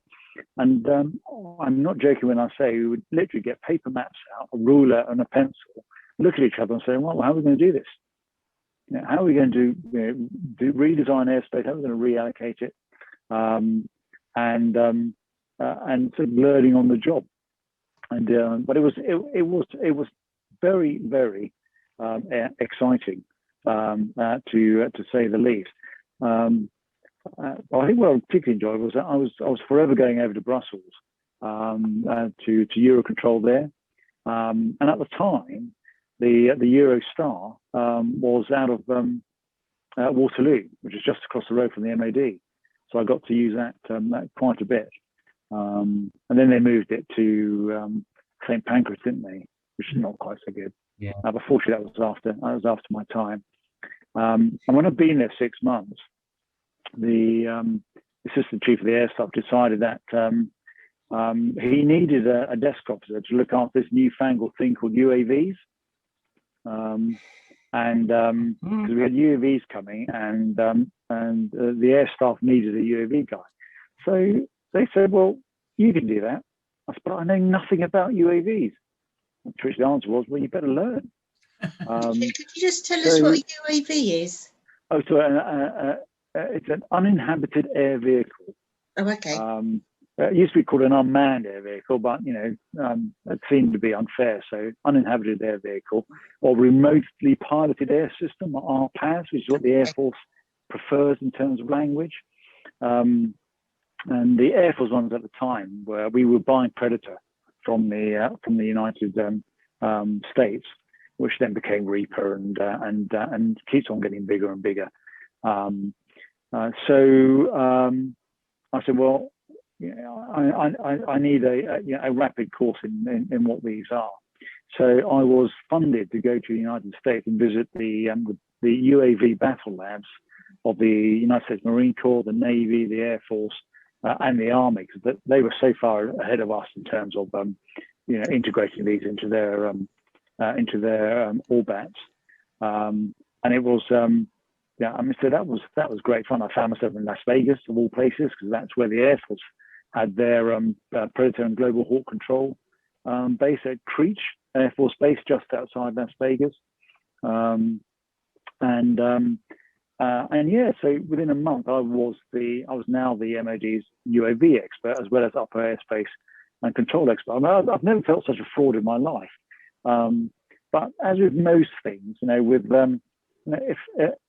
if you're taught how to think and not what to think, then actually you can always muddle through as long as you are disciplined in getting the necessary information and disciplined in pulling it together and using your colleagues and friends to draw the right conclusions from it. You can get around these issues of lack of experience. And the same goes for flying. Again, draw from others, and you can get around lack of experience. The only thing that has always slightly niggled me is that when I left, I was replaced with not one but 4 other officers, all of the same rank, 2 into airspace and 2 into UAV. Now I don't know whether that was because of exponential growth in activity in those areas, or whether because I've made such a hash of it that they decided that they needed to up guns seriously in order to sort it out. I prefer to think that it was because it was a growth industry and therefore they needed more people into it. So you'll have to let me live with that conceit if you don't mind. Any other questions? As you know, I've got one. It's kind of linked though with your last talk on flight planning performance, but it does marry in with your maths that you were saying. Oh, right. So last time you were telling us that you'd been on a rescue and you rescued somebody from the water. Yes. So when you take off with the flight performance, etc., your centre of gravity is correct with everything you've got on board, and that your centre of gravity will be correct for when you get back. How do you accommodate a rescue when you don't know how heavy the person's going to be? They're going to be possibly full of water or whatever. How does that work? That's a great question, Sue. As a Chinook pilot, you can be really, really lazy. Oh, can you? Right. I mean, I have got a massive COG envelope. I've got a 10-ton payload capacity on top of my full fuel. So as I said, you can be really, really lazy. Having just converted to the Puma, we have to be a lot more careful. So the crewman will run a COG plot, and he will keep an eye on that on behalf of the aircraft captain throughout the entire sortie. So every time, so obviously prior planning would suggest that you would know what you're going to pick up, when you're going to pick it up, so you can anticipate your fuel state, and therefore you can anticipate what your COG planning is going to be. Obviously, for those ad hoc tasks, when new stuff comes in, then again you need to rapidly consider that. But from what I've seen in aircraft accident investigations, COG tends to be one of those things that catches people out because they don't pay enough attention to it. They become blasé, and too often it leads to accident. You lift off and you suddenly find that you have not got the cyclic authority that you thought you had, especially if you're turning out of wind. And the Puma, which is a big helicopter, 7.4 tons, because of its design. Even flying that, we have to be quite careful with handling in certain aspects. So, for example, I've just come back from Kabul in Afghanistan, and we had to be absolutely disciplined to make sure that when we were flying left-hand decelerated turns, that we were wings level before 40 knots, because if we weren't, then we were going to run out of cyclic authority. And that's something which is always at the back of your mind. So as a pilot, that was my responsibility, but the COG was always the crewman's responsibility. Okay. But they didn't stop me fairly regularly. So I was saying, just confirm we're happy with the COG, because I knew that it could operate, and we were operating from an elevation of about 5,600 feet. So by the time we were at 500 AGL over Kabul, we were already over 6,000 feet above sea level. And I was there over the winter, so we started at plus 24, but the temperatures dropped down quite rapidly. So it got better for us. But we handed over to crews in January, for whom the temperature was only going to increase up to 30, 40 degrees in the summer. So your density altitude now really significantly starts to impact on your performance, including the effectiveness of the rotor blades and the tail rotor, which when you become even more sensitive to things like center of gravity. It's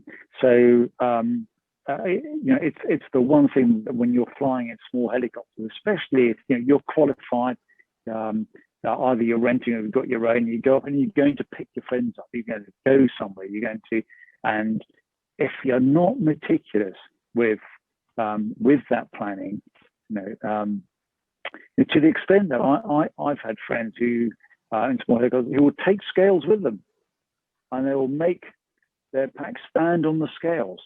And so I'll say, well, okay, you know what, John, I love you, but you're a bit lardy. I'm going to have to put you back right. Oh, but I want to sit. No, you can't. Yeah, I need you back right. I need you front left. And you know what? It can seem a bit tedious. It can take time. But you're going to have a much better experience if you pay that sort of attention to your flying and your flight preparation as well. So yes, the Acri rescue, the performance really wasn't a consideration. The only thing I was worried about at that point was fuel and where I was going to get it from, because there's not much fuel around the Hudson Bay area. And in the end, we got it from Drumstock at an Eskimo village, and we wiped out their Drumstock in one go. But the Canadian government sorted that out for them, thankfully. We didn't even have to pay for it, which is tremendous. But talking about fuel and fuel planning, I've run out of fuel twice now in military helicopters in operation.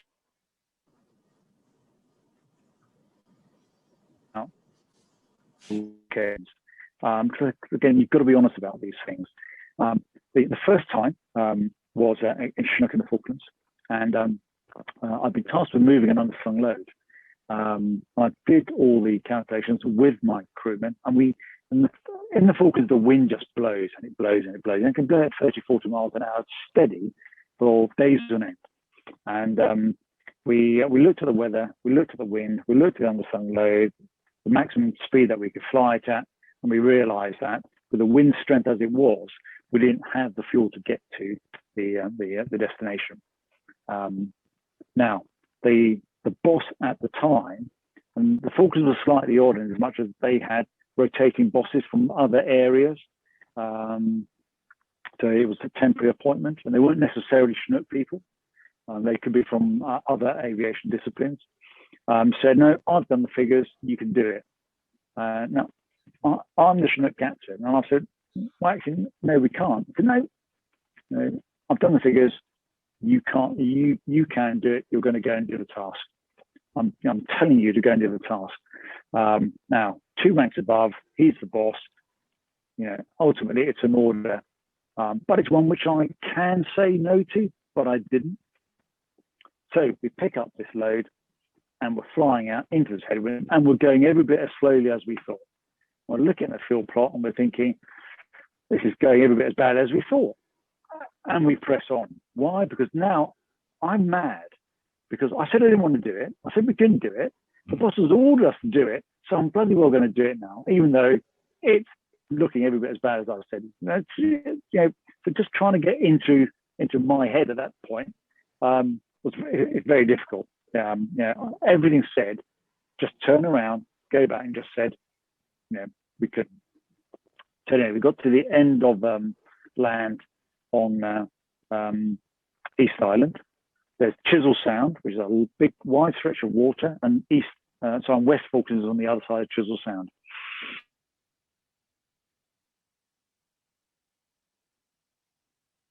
Oh, you cut out. You always cuts out the worst Fuel. possible No! moment. It's picked up. Now, ground speed Sorry, you cut out just at that crucial moment. You were just saying you got to the water. Right. Can you hear me now? So we just crossed over the water. We look at the ground speed. The wind's picked up. It's even lower than it was before. By this point, we're halfway across, and there's one small islet in the middle of Chisel Sound. That is it. And we look at it as a crew and say, we can't make either side now with this load. Even turning back, we can't do it.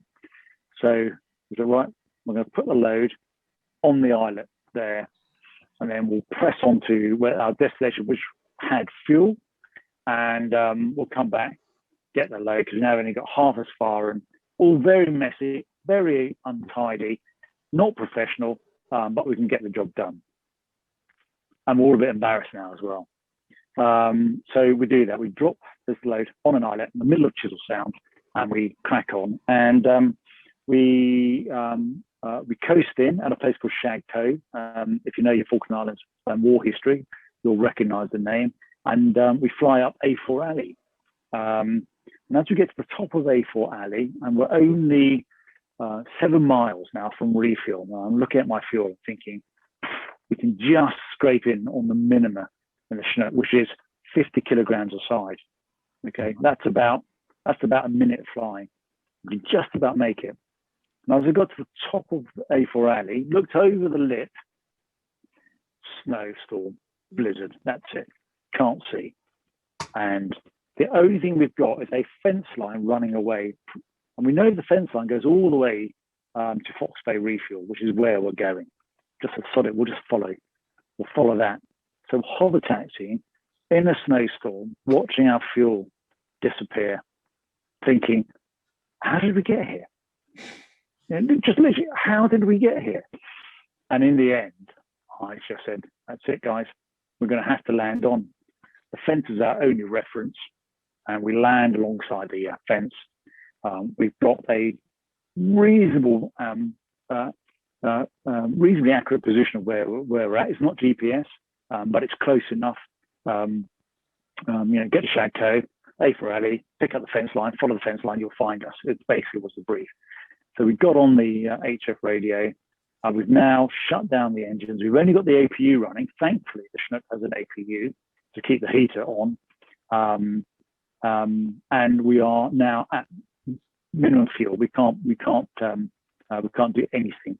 And we call back, and they have to get the other Chinook.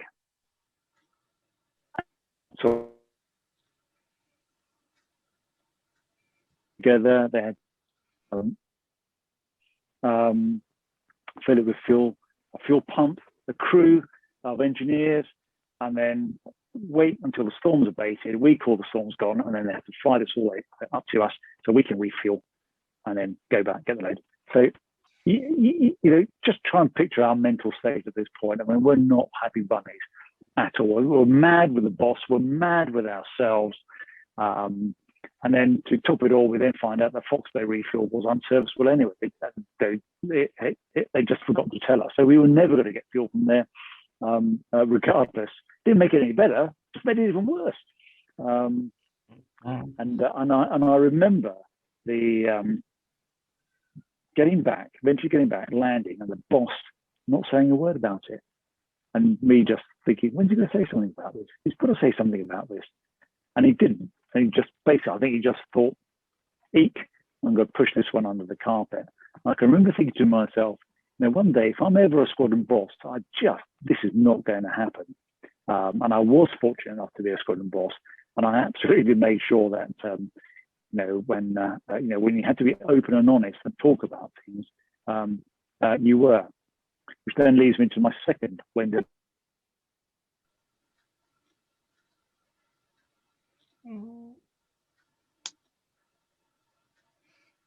One of my crews in Iraq, we were north of Basra in the desert, and we were flying back, unbelievably, with an underslung load. And guess what? The wind wasn't as forecast. Now, I'm not the aircraft captain. In fact, I've got very little time in Iraq at this point. So I'm an experienced aviator, but my first time in Iraq on the Merlin. So we're on the Merlin now. And that's a 3-engine helicopter. We've got an unsung load. My flight lieutenant, one of my flight lieutenants is the aircraft captain. And we're flying along, and I'm looking at him and saying, have we got the fuel to do this? Because I'm tuned into fuel now. You know, it's my passion, it's fuel planning. And so, yeah, we're fine. We've got enough fuel. And then a few minutes later, he gets out his whirly wheel, and I see him, and I looked and I thought, that's not the look of a person who's confident that we've got enough fuel for this. I thought, are you sure we've got enough fuel? Yeah, boss, we're okay. You know, we're good. And I'm now thinking, this is really awkward because I want to say, no, we don't. But I'm now going to introduce a cross-cockpit gradient. He's the aircraft captain. I'm the squadron boss. One of the worst things you can do is tell the aircraft captain that he's wrong and he's no longer in command. You know, I would have, it would have been akin to shooting him down in flames. So I thought, I'm not going to do that to him. I'm going to let him work this out for himself. And all the while, I'm looking at the fuel and I'm thinking, we're going to end up having to shut an engine down, which in an operational theatre is not a great idea, especially with an underslung load. So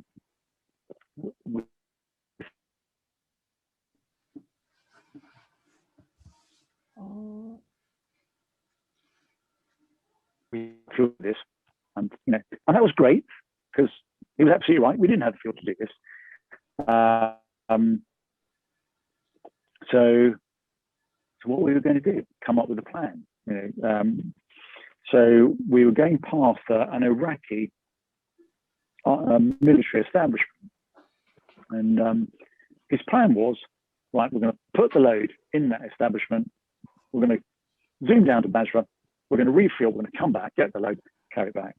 Now, the load just so happened to basically be rubbish. It was old engine bits, old wheels from a military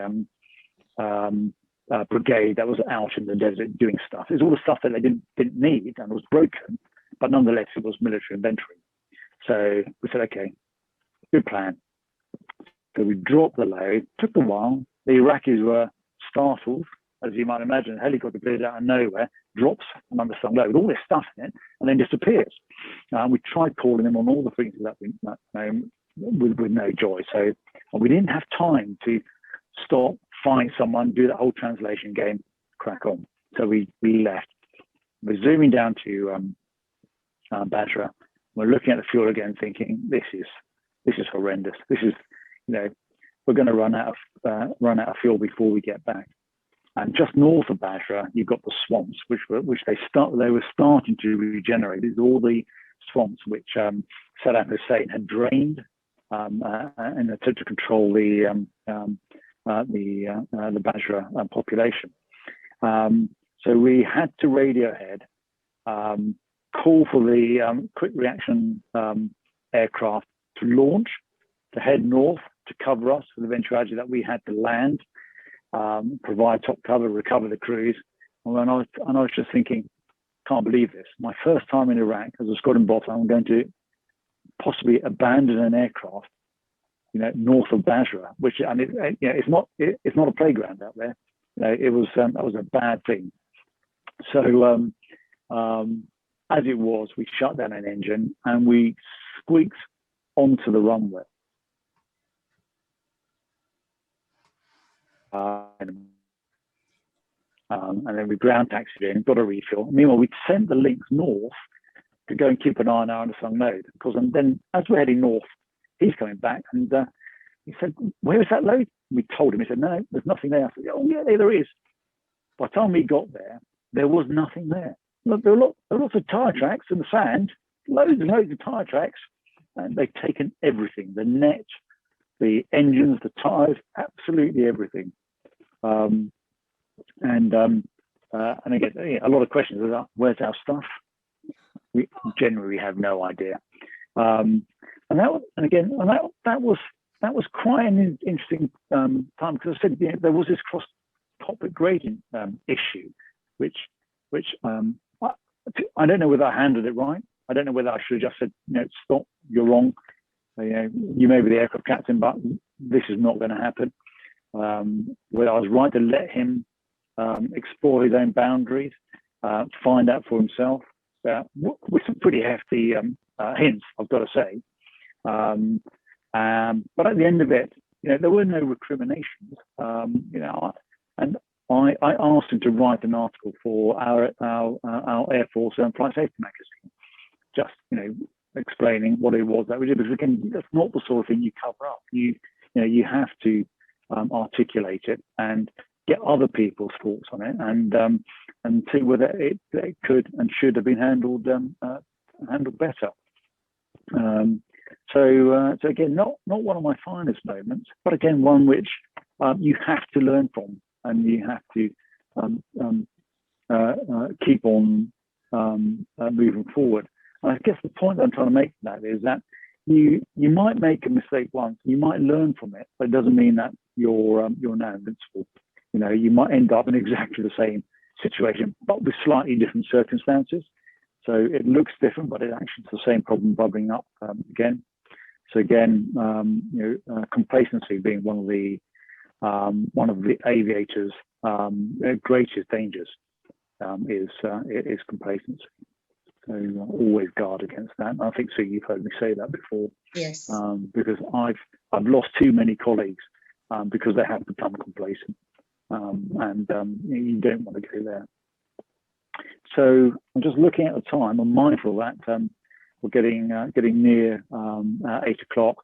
I've gotten nowhere near through all the little vignettes I wanted to cover, because I've been talking too much, quite frankly, but thoroughly enjoying it. So I think if you're happy, Paul, the last 5 minutes for any more questions and answers. Yeah, Rich, just briefly tell us about. I literally just read it last night. One of your latest updates on your website. I was fascinated by the air show side, but especially at Duxford, because of course it's very close to home here. And what had happened? I mean, there's a real valuable lesson to be learned there. There is, yes. I mean, if you, read by all means, read it. You can access it through LinkedIn, and it's on WordPress as well, yeah. I think. So to cut a long story short, with a formation of 4 Chinooks doing a roll demonstration, and it was as close to a display as we could get it whilst keeping it legal, because Chinooks weren't allowed to display information. So it was a roll demo, but it was near a display. And we'd had a lot of success with this demo. We were nicknamed the Green Marrows, for obvious reasons, because a Chinook looks a bit like a green marrow, and it was Duxford invited us to go and display there, so off we went. We'd set up. We were running in from the IP. We called the tower at 5 minutes, at 2 minutes, at 1 minute, cleared in, and as we're running in, and we're echelon right. So I'm front left, and I've got 3 Chinooks echelon right at a rotor span spacing. We're at 50 feet, 120 knots. And then out of the corner of my eye, glimpse movement, and I look up and I see, and we're approaching the center datum of the display line at a 45-degree angle from the southeast. And I look up, and there, the P-51 Mustang at low level flying along the display line at speed, and behind it a Spitfire. And we've been cleared to display. And it was just one of those moments where your brain just refuses to believe that it's seeing what it's seeing, but it was most definitely there. And at which point I called an emergency brake. So the 2 left aircraft, we broke left, stayed low, and essentially did a 200-degree turn back to the cloud line and came to the hover. The 2 aircraft on the right of the formation went up over the top of the Spitfire as it went along, and they kept the height up and then disappeared off to the south. And then I organised a quick turnabout, intra-formation, organised a re-meet at the IP to do it all over again, and had a little chat with air traffic along the lines of what on earth is going on. As it turned out, they were operating 2 frequencies on the day. So a frequency for the aircraft on display and a frequency for the next aircraft coming onto the display. So we were cleared. The other aircraft decided that they'd had so much fun, they'd do one more fly past down the display line at the end of their display. So they finished the display, went up, did a left-hand turn, straight left, and of course by now we'd been cleared in, and it was pretty close. But what was lovely was that because the way we were able to gather it up, the crowd thought it was all part of the show, and they absolutely loved it. They thought this was brilliant. You know, so you had Mustang, Spitfires, Schnecks up the top, 2 spinning around the front, coming to a stop thing. It was yes, it was quite a moment. It was quite, that was the last display the Green Marrows did. It was considered after that probably too risky. So you plan for every eventuality, but there's always something new, isn't there? Yes, I mean we did a lot of contingency planning for that display. You know, what if you have an emergency with a power loss or any other at various stages of the demonstration, and how we would get about it, and then including potential other aircraft in conflict. But we'd never quite imagined something like that, and that was as a consequence. When we do display planning, bear in mind this is a role demonstration. One of the things you have to do, and I was a display co-pilot a year before that. One of the things you have to do is determine in advance for all of your manoeuvres what you are going to do in the event of a power loss or a major failure. So for example, you've got a pull-up manoeuvre. What are you going to do is as you're pulling up, you have an engine failure at the top, and you go to the simulator and you practice it. So you've got those contingencies already mapped, already sorted, and hopefully sufficiently well drilled that it's an automatic response, because there's so little time. I mean, you really haven't got time to sit back and say, what was that? When you've got to be able to respond quickly. And we took that into the planning and briefing for the role demonstration. And again, just emphasize that, no planning, no thinking through what you are going to do is wasted. Because the more that is just, the software running in the background, if you like, the better able you will be to respond to situations. If your first reaction in an emergency is where are my flight reference cards, then I think you're going to be in quite a bit of trouble. So know your immediate actions, fly the aircraft first, and then the rest is just follows through logically. That was quite an interesting occasion. Yeah, I did do a flying display as a co-pilot for the Queen over the River Thames. So the Queen and her party were standing on the Belfast, and I was flying with Andy Strachan, I mentioned earlier on. I said that he was God's gift to aviation, and he actually did a full dynamic air display over the Thames in front of the Queen, who was standing on the Belfast. And the space was so constricted that we actually managed to get the royal party wet, because of we were beating up the water as we were doing all sweeping maneuvers and hovering and spinning around up and down. But all I can remember is sky, bricks, ship, water, sky, bricks, ships, water. The whole thing was just an absolute blur. But my responsibility was keep an eye on the engines, keep an eye on the warning panel, keep an eye on the torque, and the occasional time I could glimpse, I'd say all I could see was grey, blue, red, not necessarily in that order. So although I was there, it was a slightly disembodied experience, but absolutely tremendous fun nonetheless. But again, the planning for that was extraordinary. It truly was. But yeah, never wasted. Good. So I think I'll wrap it up there. I hope that hit some points of interest for all of you at some point. If it's one burning question that you want to ask or observation you want to make now, then please do. Otherwise, Paul, over to you. So, anyone? Can I just ask, after every time you go up when you're in a fighting field, so to speak, do you always come back and talk over what you've just done for the help of others, different experiences? Yeah, absolutely. So I've just come back from Afghanistan. I did, trying to remember how much I flew out there. I did 150 hours. And after every single sortie, we had a formation debrief. And then after the formation debrief, we had a crew debrief. Now, they're very formulaic because the task was relatively straightforward and varied very little from day to day.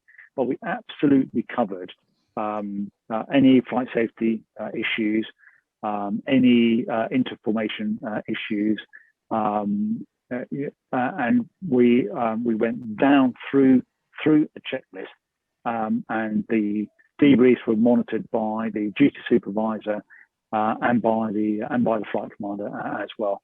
The idea being to extract every last bit of marrow from the bone of that experience and make sure that we identified risks so that we could address them, to make sure that we identified areas for improvement, whether it was in flying or whether it's we get to a landing site and find that they've left stuff too near the HLS or not secured the cardboard boxes, and there's a lot of not securing cardboard boxes as we were going into these places, or poor formation discipline by other aircraft, because obviously we were flying out there, but so were the Americans, and so were the Turks, and so were the Romanians, and so were the UN, and so yeah, absolutely, Colin. And, and even if you've just done a flight on your own, when you get back, with your cup of tea or your glass of whiskey, whichever is your preference, just go through it.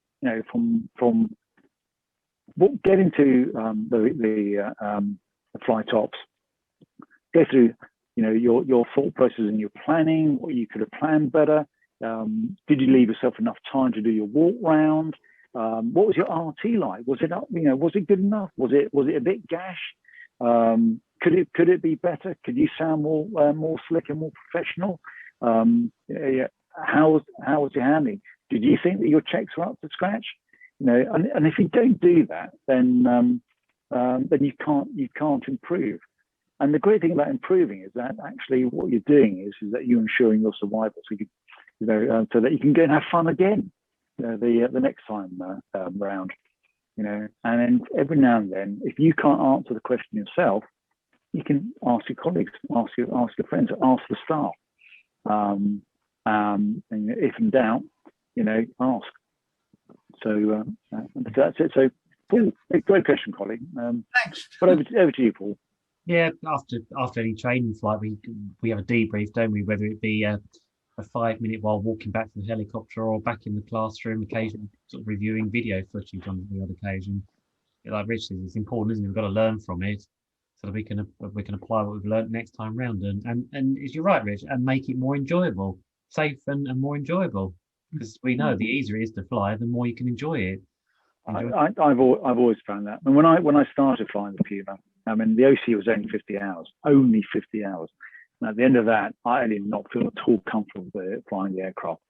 And as a consequence, I wasn't really enjoying flying the aircraft. By the end of Kabul, with another 150 hours under my belt, I was thoroughly conversant with the aircraft, much happier with my aircraft knowledge, and actually I was now enjoying the flying again. And again, I'll go back to my Jet Ranger, long range time. I never enjoyed those flights because every cockpit was different. I wasn't quite sure, where the right buttons were. they had different start systems on depending right. which engine you had. Yep. You know, and sometimes you didn't even know which start system they had. So even starting the Jet Ranger, you know, was fraught with tension, and it just wasn't fun at all. So the more you know, the more you thought it through, the more you'll actually enjoy the flying that you're doing. And if you're not enjoying your flying, why are you doing it? Yeah. You know, you've got to seriously ask yourself that question. If you're not enjoying it, if those who are going flying with you are not enjoying it, then why are you doing it? No, that should be one of your top considerations. If you're going to be a professional aviator, it's no different. You know, the minute the joy goes out of your flying, you know, it's a zero-sum game. Aviation. There is no hard shoulder you can pull over onto. It's all or nothing. Cool. Well, thank you very much indeed for that. Thank you. Thanks, George. Richard. Thank you very Thank much. you. Yeah, Thank much you. Nice one. appreciated. Really good. And listen, Thanks, Richard. if anyone's got any question or whatever, then feel free by all means to fire them through Paul at me, or message me through LinkedIn or through Word. I can't remember what it's called now. Whatever that's WordPress. That's it. I'll be more than happy. Thanks again. Okay. And thanks again Good for joining guys. us. Thank you. Yeah, Thank you. Richard. Thanks a lot.